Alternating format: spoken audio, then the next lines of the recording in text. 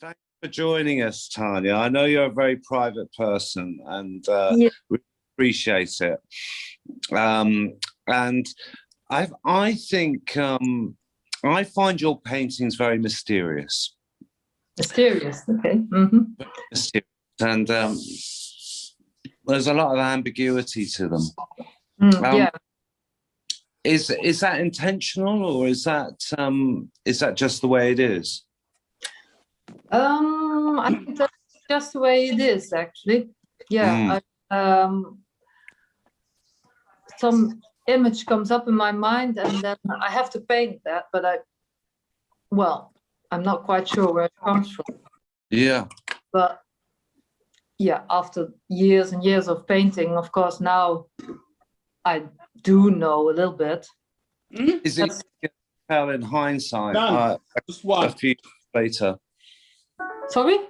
Is it easier to determine what the work is about a few years later than while you're doing it, or do you have a specific idea of what it's about before you start? No, not really. It's mostly like years later I realized, this is why I painted it. Yeah. It's all and I think when I start analyzing it, that's what scares me a bit, because I'm always afraid of, when you put in too much rationality, this flow will stop. This creative flow. Yeah, that's a very interesting insight. Yeah, because that's a big mystery as well, where the inspiration comes from and the motivation keep in the flow. Yeah. Myself, I know many other artists are very superstitious because of that. Yeah. You as well, yeah. Yeah. It can be tiny little things that make a big difference. So, what are you working on at the moment? Let's start there. Well, I can show you a picture I'm painting on right now. Normally, I wouldn't show that, but I also, it's not such a big deal because it's already more than halfway. So let me show it to you. I don't know, can you see it now? Yeah, wow. Yeah, that's amazing. Yeah. You like it? Yeah, well, we were in this, we sometimes do this urbex. You want to, or maybe you want to look at the painting more. Maybe you could zoom in on it a bit while we're talking, because it's great to look at it. It's are those red leaves going to stay red, or will they all go like the other one? That's the way I always work. I make an underpainting in acrylic, and most of the time I work with this color. It's called blood red. So I like that. Right. I like the name of the color. Yeah, it's like real blood. And it works through the colors that I use in the end. So the red is acrylic, and then I finish it with oil. So the green is a bit of disturbance. Am I still there? Yeah. Okay, there was some disturbance. So the green is oil, and but the red shows through at some points, and it also works on the color as well. It would look totally different if it was a white background, for example. Yeah, that's a very old technique, isn't that the same technique like Leonardo used premature? Exactly, only they use tempera, and I did use tempera in the past. Yeah, my brother, he's also an artist. He teach me how to do that. Right. But I think this acrylic is much easier. It's way faster, and tempera you have to make yourself with egg and all kinds of chemicals. And why red? Why red? Why do you choose red? That red for your underpainting? I really like the energy in it, and Right. that's Mm. and also because it's totally complementary to green. This gives a certain effect. Yeah. Uh, Yeah. And there's another Leonardo technique I was looking at recently called sfortuno or something, where you do a lot of layering, and then you have to let the painting dry if it's with oils for a week. Mm-hmm. Esfortuno, I think it's called. I'm just referencing it in the book. And then you do another layer, and it gets this luminescent, sort of soft. Yeah, esfumato is the technique. Yeah. That's a layer technique indeed. Yeah. You put on a do you lot do of that? Yeah, actually I do. Yeah, well, not as much as is required in that technique, but I use several layers. I always paint very thin with oil. So yeah. And is that how you get that sort of almost photorealistic quality to it? Yeah, I think so. And well, that's just, I can only paint in this way. I sometimes I wish I could paint a little more rough, like I do with my drawings. But yeah, well, the background's a bit is rough, as you can see, maybe. Yeah. Contrast there. Yeah. And I like that contrast because it makes, I want the plants to be really in the front, and because that's, well, it's a bit symbolic, of course.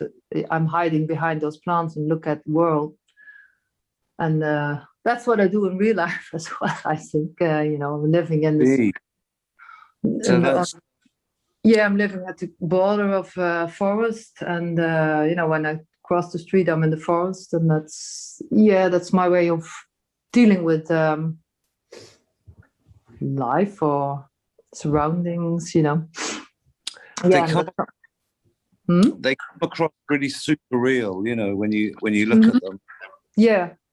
And and play with that. I like the one with the toy cars. Yeah. Now, I can show. I can walk there. I think Charles might be putting a picture up of it. Yeah, there's another one. Yeah, that's amazing. Another one. Here's that toy car.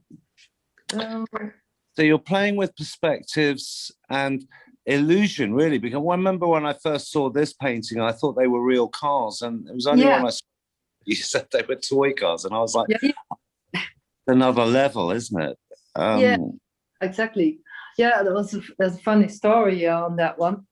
Shall I? Well, I'm gonna sit here and put the camera on it. Yeah. Well, we were talking about. My boyfriend was telling me about Ballad and this book called Crash. You certainly know it, I think. Oh, the Ballad book. Yeah. Yeah, and so we were on the phone talking about that and about that book. And then the next day I was in the forest and I found these two toy cars. And they were really looking like this, there's completely, one is burned out and the other one's smashed. And I thought, that was such a strange coincidence. I thought I had to paint it. And it's a bit different than the other paintings I do, got style and stylish. But this is going to be a new series called Toy Stories. The second one I already made another one. I did not know if you've seen that one with the doll. I don't think so. Well, I'm gonna show you. I love the concept though. When I was a kid, I used to take my toy cars to the top of this block of flats and drop them from the top. They look like they've been in car crashes. Oh, really? Yeah. So here's the toy. Here's the doll. The thing with toys, isn't it, is that you remove the context, they can look very menacing and scary. Scary, yeah, they do. That's also, yeah. They are scary, and yeah, that's what I like about it. But it's also, I think it's something in my mind, you know, expressing something that's inside of me. And yeah, I found a lot of toys, and that's a funny thing. I'll show you here. Look, I'll show you a little bit. These a collection. Oh yeah, great. Love that. Yeah, fantastic. Yeah. Yeah. And, well, I all found them on the street, and I was thinking of, yeah, what can I do with them? I wanted to do something with them, and then after the car crash, I thought, yeah, now I know how I want to use it, you know. So yeah, so this is going to be a new series of paintings, all with toys. And how long will that take you? The process of the layering and the background, you know, generally. Yeah, it will take quite some time actually, and then a few months, I think. Right. Thing, yeah, at least 3 months, and then I let it dry, and sometimes I have to adjust some things. You know, put it away and look at it again, and yeah, so it takes quite some time. Sometimes, and normally I can't work on 2 works at the same time. Oh. But I'm going to try now, because I have another idea for the Toy Stories. Yeah, I like it with a horse, and so I'm working on the leaves and on the new one, and yeah, it's always very exciting to see what it will be, you know, and of course it's difficult to look at your own work and have know if it's good or not, you know. It's not always that clear for me. Yeah, very difficult. It's only when you let go of it and it goes into the world you can really gauge it. Like someone said to me once, you can't really tell if a poem's any good, and you have to wait like 20 years or something, and then you really know. Yeah, but it could be. But it's yeah, that must be torturous, just being able to do one at a time and not have 3 or 4 going at once for the flow. Or do you do you find that helps your focus? Yeah, that keeps me on focus. That's what, yeah, I just can't concentrate on more than one normally, because it's taken a lot of concentration the way I work. Yeah. And so yeah, and then of course I have my tattoos. That takes a lot of energy as well. So yeah. So but I like concentrating on one thing at a time. How big have you done those paintings? Do you scale them up into large pieces as well? I think this is the biggest. This is 80 by 100 centimeters. Right. And that's almost, that's the biggest I do, for a specific reason. Otherwise, they don't fit in my car. I have to transport them. So yeah, I would like to do a much bigger one, but it's This is you need a bigger studio as well. Yeah. Yeah. Well, I can do a big one here, but how to transport it afterwards? Well, you can just roll them up once they're dry and then reframe them. That's true. That's true. Yeah. But I don't want to think about all the technical. Yeah. You came down in a shower. Yeah, that too. So let's talk about the tattoos a little bit. Mm-hmm. I know Giles wanted to join in on this. Giles, are you there?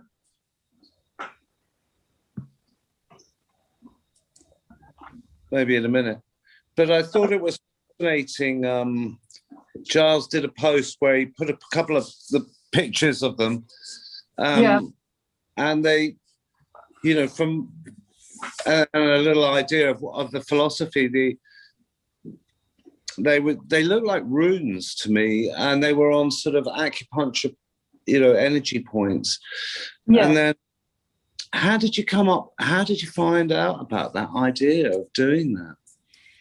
Well, actually, it was after I read this article about Ötzi, the Iceman. They found him in Switzerland somewhere in the 90s, I think it was.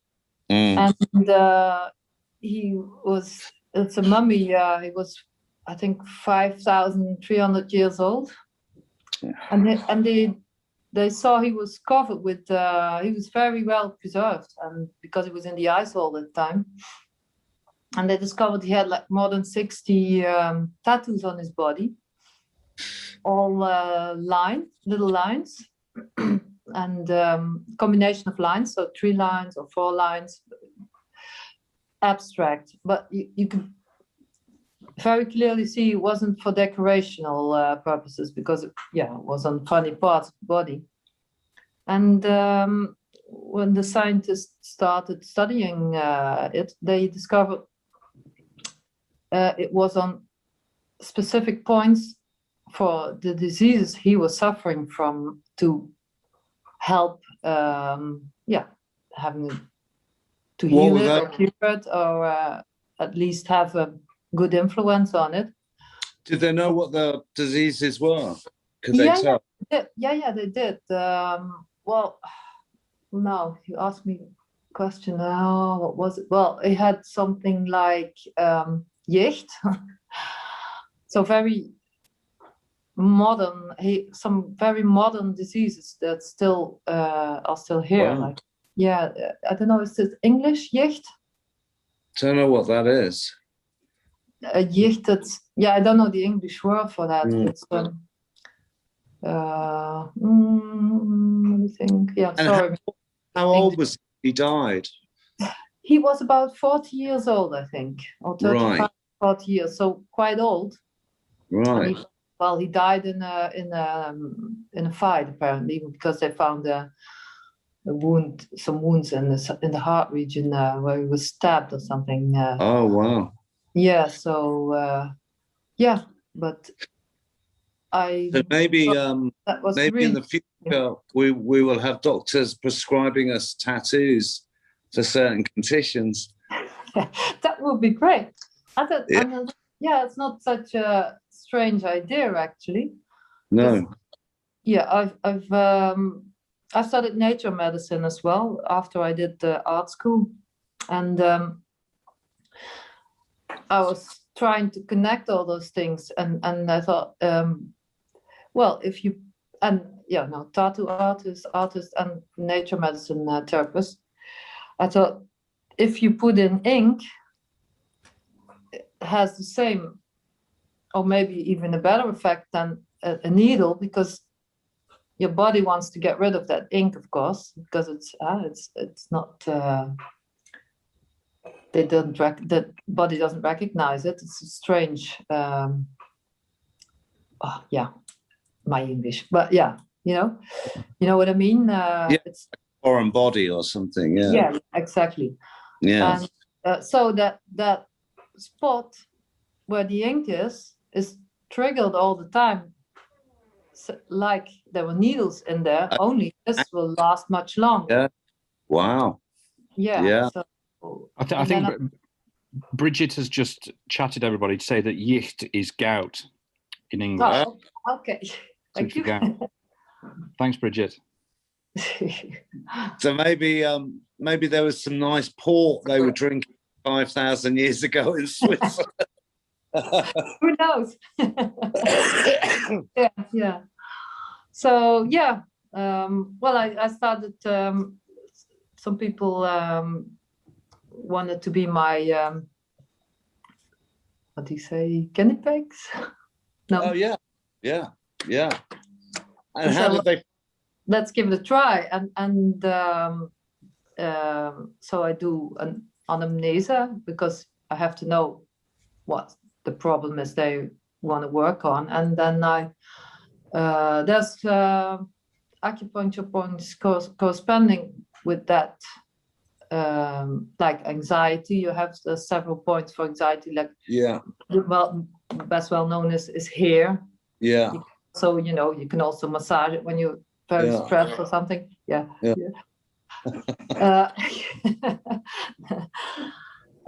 What about? To my surprise, because it's I'm still experimenting with it, but they were all very positive about it and said it really helps. So yeah. Great. Is there a spot for short-term memory loss? No, unfortunately not. I could use that one as well. Yeah. Yeah. No. So yeah. Can you foresee a future where there are tattoo clinics that just deal with the medical application of that? I don't know. See, because acupuncture is still not very widespread here. Oh, it is widespread, but the regular doctors don't want to deal with it, because they have, of course, another program in their mind. So I don't know, but they're changing, becoming. In the UK, I was listening to a documentary about how doctors prescribe ambient music now for premature births. They actually have these specific tracks that they're prescribed for the. Oh, really? Oh, fantastic. Are there any of your clinic? Yeah, the music's amazing, and it's incredibly popular. There was one by Marconi, something that had over 250 million hits on Spotify or something. Oh.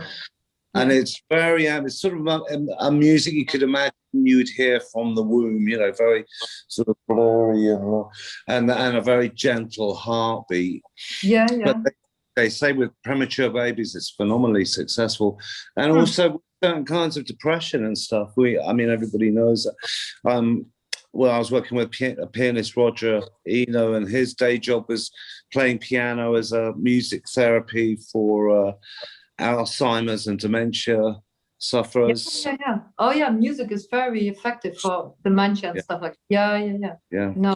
Now, also, with the legislation on psychedelics being dismantled, the research coming back from America on psilocybin therapeutic use and other kinds of psychedelics, phenomenally successful compared to the pharmaceutical alternatives.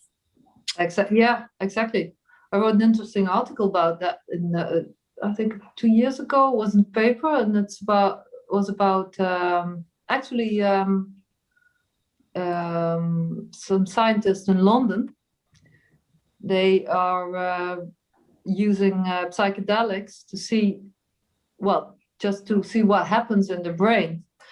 And you saw a photo, of normal brain activity, and then brain activity after using LSD in this case. And it was, in the first photo, there were some parts of the brain were active, but not very, limited. And after those people took LSD, the whole brain lights up. So yeah, but what I think is and that's something I really believe in, is we only see part of what's there. We're very limited with our five senses, and apparently stuff like LSD takes away these schermen, what's thing? The brain puts on limits on because we can't Sure. Yeah, it's too much, you know. But yeah, that's really interesting, and Yeah. it's something I would like to use in my work as well. I never took LSD till now, but I am thinking about it. Well, but it's a bit scary, of course, if it goes wrong or whatever. You take too much, I don't know. But I think it would be very interesting seeing things you normally don't see. This is the idea of microdosing, isn't it? Yeah, so microdosing with LSD and perhaps sort of mushrooms as well. Yeah. Yeah, I don't think when you do the microdosing, you're not having the full-on hallucinations as you would a full dose, you know. No, it's no. a homeopathic experience. Nevertheless, like with CBD, there's a certain mood change and lift, and the brain activated that aren't usually. But I think I think it's amazing now that's being, the research is being allowed to continue. Yeah. That I think they're doing a lot of research now. On these. Well, I think it'll open up a lot of things, and I think these alternative ways of keeping ourselves healthy and mentally as well as physically are becoming more and more validated as time goes on, and we're now becoming much more aware of the dangers of pharmaceutical medication. Yeah, exactly. Yeah, you know, and so I think that's only going to get bigger and bigger. So was that part of the context of your mushroom painting? Yeah, well. Oh, I'll show it. And you thread them. Well, yeah, that's well, actually, it's more symbolic. It was you see the mushroom. Yeah, that's outrageous. Yeah. So that's interesting that you've taken it out of context from nature. It's in a room, right? It's in a room, yeah, and those rooms I always paint. Here's a drawing, for example. Can you see it? Yeah. You know, they're all rooms. Ruins.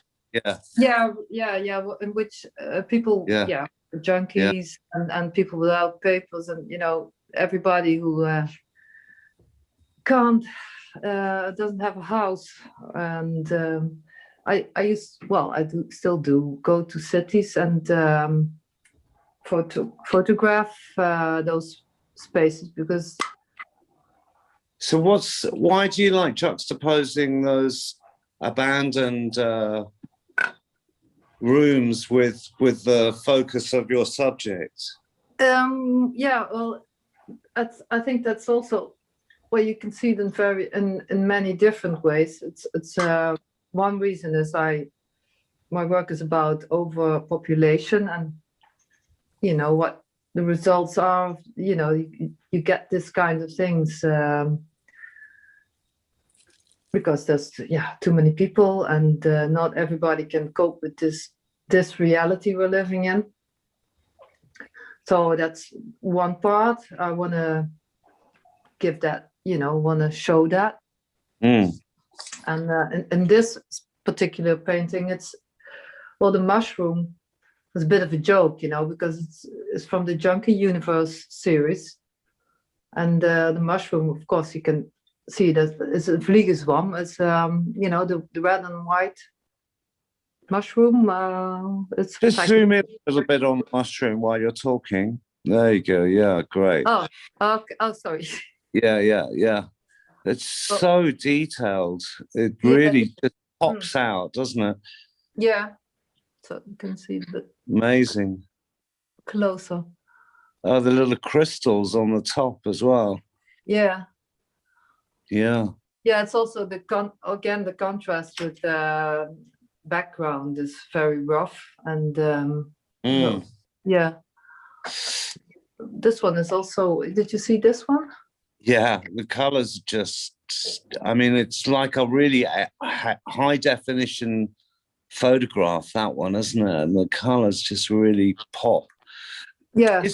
Is there a theme of nature will nature's sovereignty will always overcome humans? Yeah, exactly. Yeah. That's and so this building is a symbol for humanity. So and the plants are always in the front, so they will always, for me, they are the most important part. Do you know what I mean? Yes. Does this connect to a philosophy or spiritual tradition that you share, or? It's it's I would say it's something I need to cope with the world, actually. So it's not that spiritual or anything. Although I'm very pro ecological gardening, and I think that is needed. That's why I always paint like these are nettles. Are they? No, it's all what's considered weed. Wow, I thought they were like orchids or something.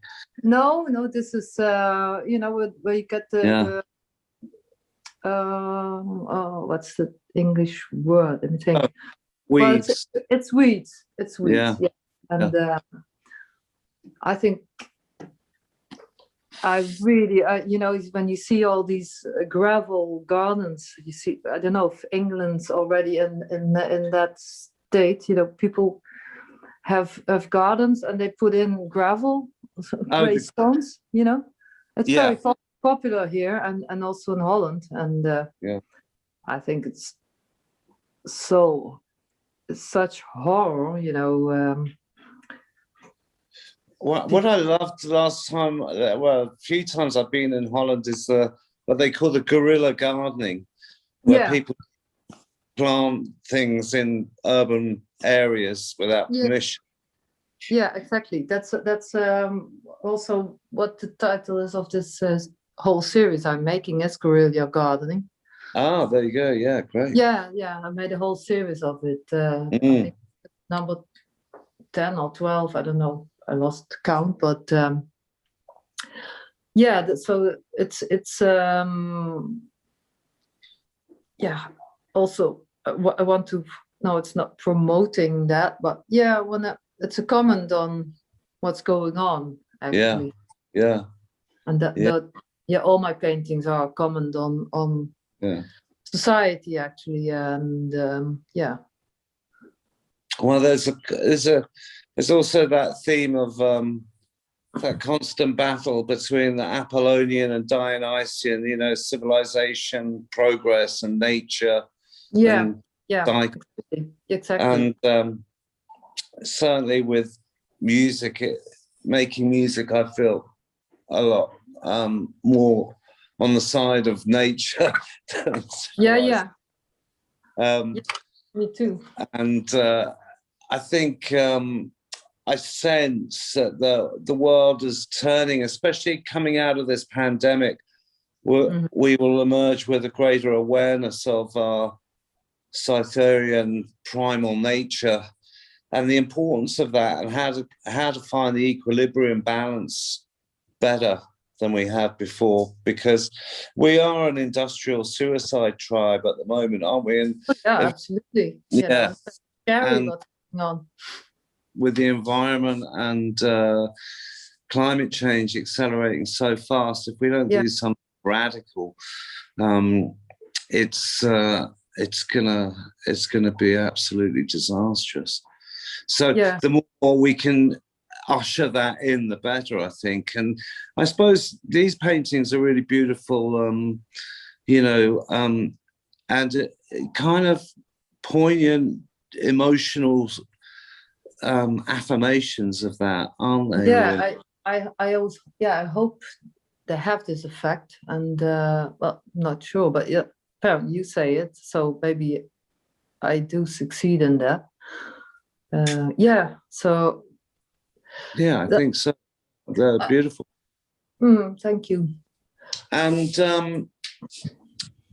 I know you're interested in music because we know each other through Killing Joke. Yeah. Do you find music inspiring? Do you play music when you're painting and stuff? Yeah, I always play music when I'm painting.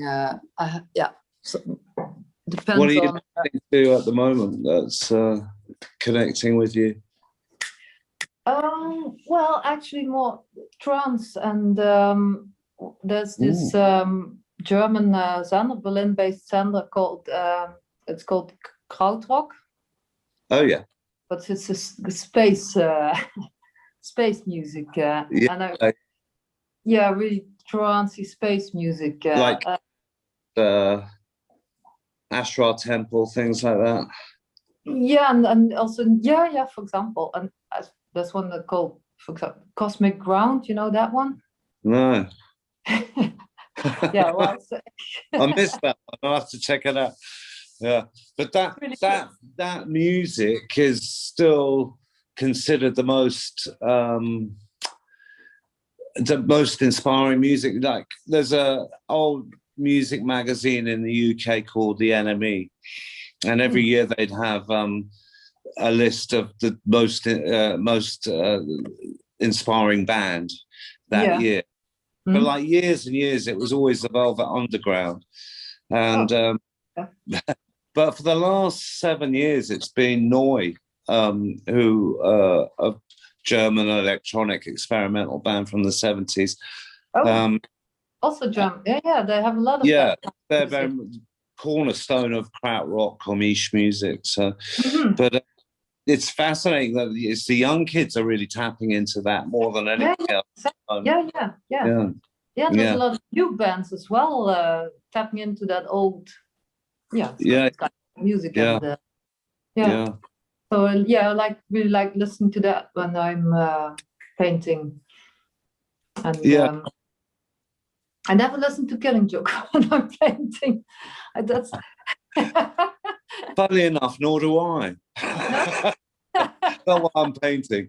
I don't listen to Killing Joke much anyway. Sometimes when it pops up on a feed, I'll sort of reference it again. It's a lot of the music I've made, well, especially the ones that I spent a lot of time on.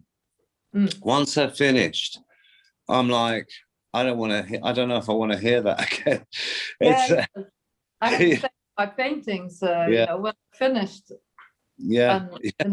and sell them or whatever, I'm not interested in them anymore. Getting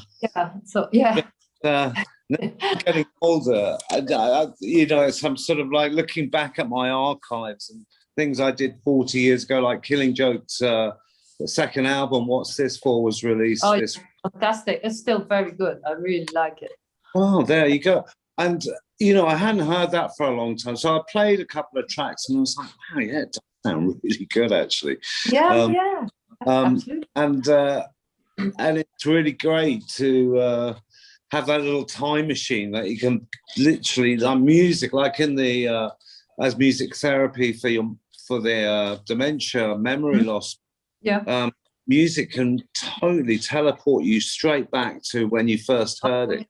Absolutely. That's why. And that's an amazing thing, isn't it? That's maybe also one of the reasons. For example, Killing Joke, I don't listen to that because it brings back. So that time, early 80s, was a good time, and it was also a bad time for me. So that's exactly like you say.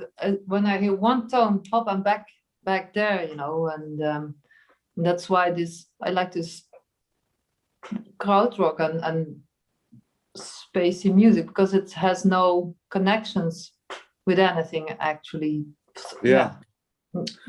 These days when I'm painting, I often like ambient music without any beats, and that seems to slow me down a bit. Yeah. Sometimes I might put the radio on and have somebody just talking like a podcast or something. Mm-hmm. So I have two sources of that. Sometimes that's confusing and I turn them both off, but other times it sort of does something to my head where it allows me to go beyond thinking too much about what I'm doing. You know, the fear. It's like the fear of the blank page sometimes, but it's sometimes when you're about 3/4 of the way into a piece and you're feeling really good about it, I get this fear of like, oh, if I do anything else, I'm going to ruin it. Yeah. Exactly. Yeah. Yeah. But sometimes those external forces can take that part of your brain somewhere else and you just carry it.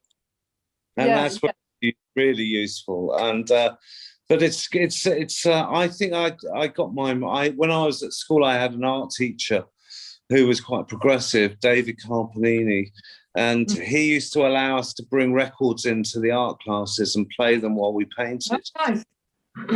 So I just started to associate doing the two together, and even now in the when I'm recording bands and making music, producing, I'll have a sketchbook and I'll be drawing as well. It's something about if you have too much focus on one thing, you can jinx it or something. You know, you grazed on that earlier briefly. It's a very fine balance, isn't it? And the balance is always changing day to day. Yeah, absolutely. Yeah. Normally I try to paint every day, but some days, you just can't do it. I have to do something else. Like gardening. I really like. I have really, really wild garden. But can you go out into your garden now? Can we see it? I can't because I don't have Wi-Fi outside. And the connection will be gone. So,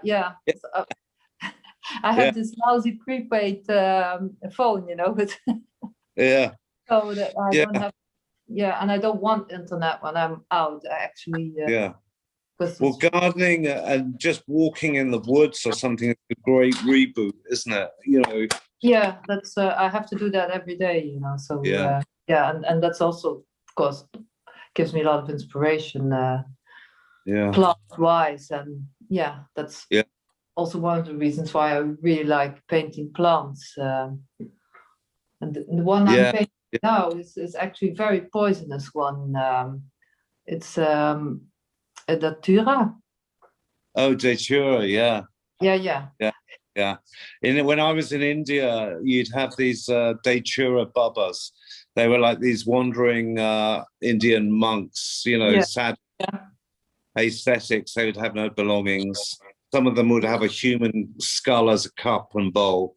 And I was warned when I first started traveling in India a lot to be careful of the datura babas because they'll smoke the datura in a chill and pass it to you without telling you. And I actually met these guys who were living in a tree in North Goa by this mud swamp in Arambur with this bubba, and they were like two of them had been to Oxford and Cambridge universities. They were English academics, intellectuals, and they got in with this bubba, got on his datura, because they say you don't come down from those trips. They'd thrown away their passports 5 years before, and they've been living in that tree for 5 years. I would say, I they seem quite happy though. Crazy, actually. I've never tried it. I rented a house in New Zealand once when we were recording Killing Joke, Crowded House, and it was by this little serpentine river, and it was just surrounded by datura plants. They're like big foxgloves. We call them foxgloves here, but the datura, the big, these were white ones. They're beautiful plants. Actually, some here before, and they're really beautiful to grow. But I'd certainly use homeopathically if you're gonna. No. Keep experimenting with them. They're really super strong. I think 10 seeds will kill a child. So yeah. only 10 seeds. Really, It's that poisonous. Wow. So are you growing some? Yeah, actually I am. Have you got a poison garden? They call got quite some poisonous flowers and plants. Yeah. Wow. Yeah. That's great. But then again, with homeopathy, it's often the poisonous things that are the most powerful, right? Yeah. So So I just like them, and I'm not doing strange things with them, but nice energy around growing plants and things like that, isn't it? You can nurture them. And I got a really big garden here. Yeah. And it's very wild, with paths going through it and stuff like that. Lots of flowers. Yeah, I always like to think, because here in Belgium, people think of a garden. A garden has to look like just grass, like they call it green deserts, but they really are, And everybody around here just has a lawn, a green lawn, no other plants, nothing, no trees, nothing. And I always feel like the only thing I can do about climate change is one of the things I'm doing is I created this little island and there's a lot of birds and bugs and butterflies and everything here. So it does work, but it's only small, but yeah. Sure. I've planted a lot of trees here in Spain where I am, and everybody planted 10 trees. Oh, fantastic. Yeah. Sort the world out. Yeah. But I think also, with depression, mental health, a lot of that is actually, you could easily just say it's a disconnection from. It is. Yeah, exactly. Cosmos and cosmic nature of the universe that will pass. Yeah.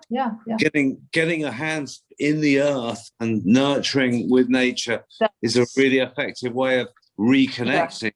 Really effective. That's also what I'm the theme of what I'm showing in my pictures. You said quite right, I can't always come with the right words, but that's it, the disconnection between the two. I think that's causing a lot of problems, especially now, with the COVID. I was alone very much, but for quite a period, because I couldn't go nowhere. But it was all right for me because I could work in the garden and go to the forest, and so I have no problems with it. But other people who live in the city, I read the amount of murders increased with like 40% or something, because people get crazy. Absolutely, suicides were up by 25% or something. But sometimes you don't know what you have till it's taken away. So I sense that we've had this collective taking away. Now, when it comes back, people will really notice it and appreciate it and maybe connect more with it. Yeah, well, I hope so. Yeah. I really hope so. Yeah. Maybe this COVID is good for something, because normally I was the only one in the forest, who was walking.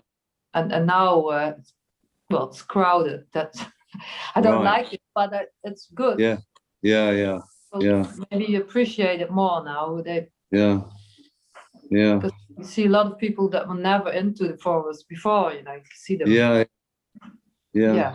Normally they go to IKEA or something, and now they go into the forest, and so I think that's a good thing. Yeah, that's great. Yeah.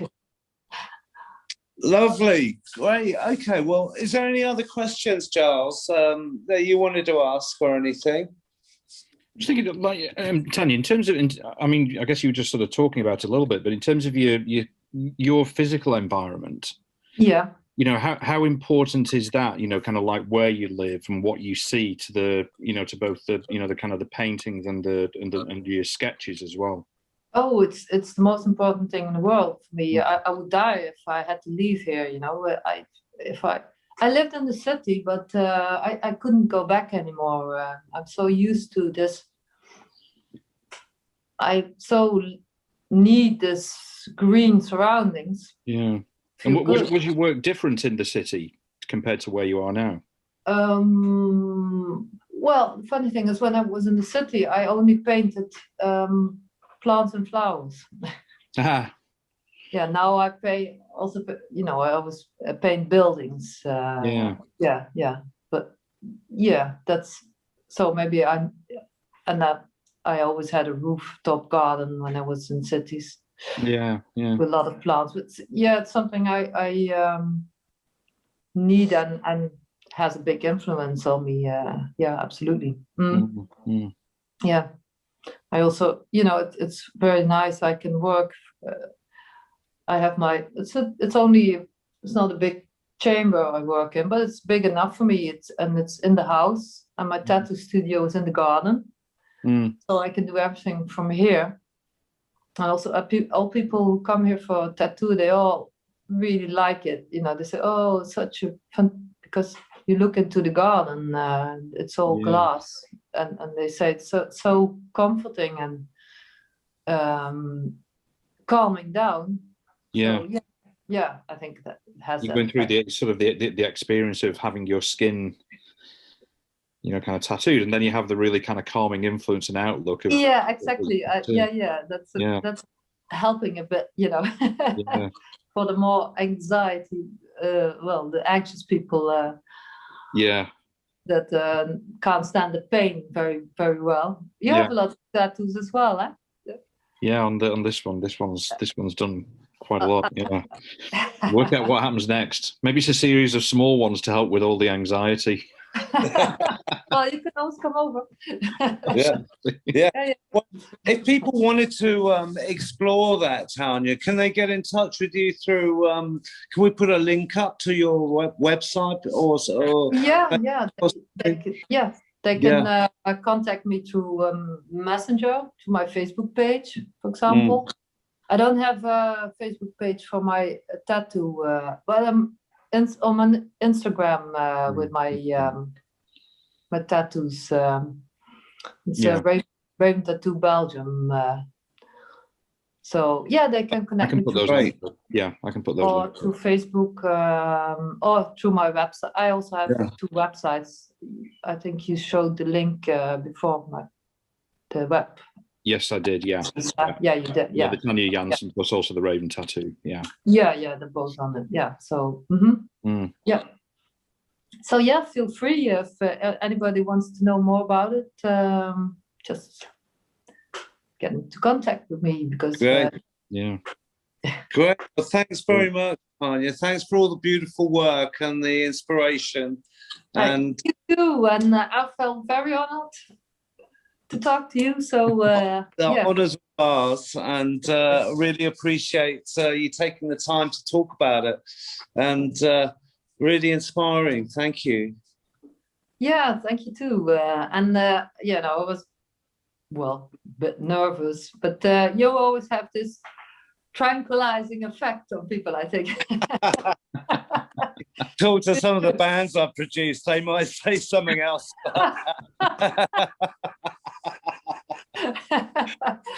Don't know about that. Great. Yeah. Well, thank you. And thanks, Giles. That's all. Thanks, everyone. Thanks. Thanks a lot. Tuned in, and I look forward to seeing it up online, and we'll share it again. Yeah. That's a really good one. Thanks very much, Tanya. Great. Thanks, Tanya. Thanks, you. Yeah. Thanks, Jules. Okay. Bye-bye.